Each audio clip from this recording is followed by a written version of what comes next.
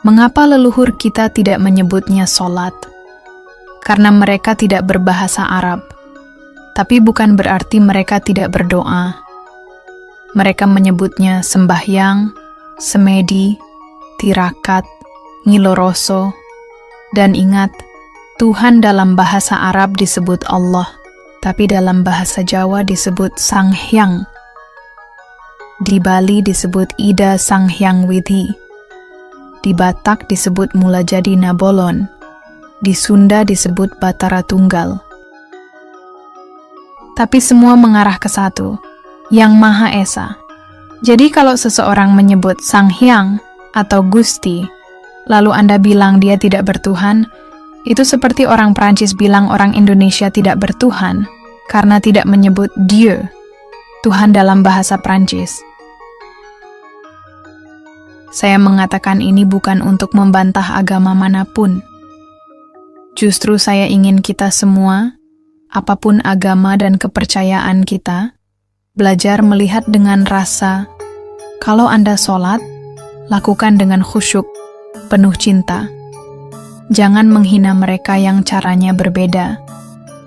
Kalau Anda sembahyang dengan cara leluhur, lakukan dengan tulus, tanpa rasa benci pada yang lain, karena hakikatnya, semua yang tulus sedang dalam perjalanan menuju satu titik, Tuhan yang Maha Esa.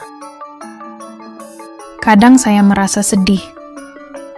Bayangkan bagaimana leluhur kita disalahpahami, dituduh musyrik, dianggap tidak sembahyang, padahal mereka hidup dengan sangat halus. Mereka tidak membenci. Mereka tidak saling hujat.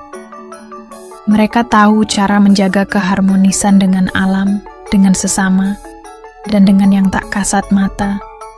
Saya membayangkan seorang simbah saya duduk di depan tungku, membakar kayu, sambil bergumam, "Ya Gusti, kawula nyuwun pangapura."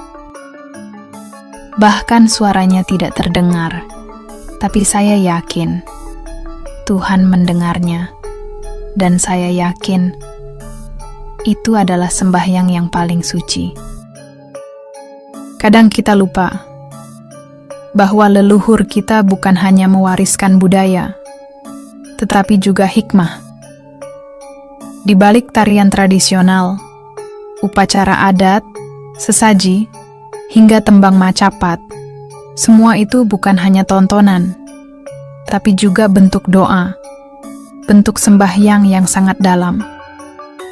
Coba perhatikan tembang-tembang Jawa seperti Dandang Gula, Kinanti, atau Pangkur.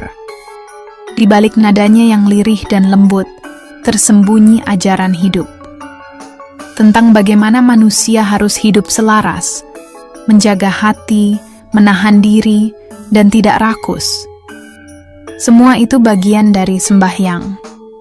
Karena sembahyang bukan hanya soal memuja Tuhan, tapi juga memuja nilai-nilai Tuhan. Kasih sayang, ketenangan, kesabaran, dan kejujuran.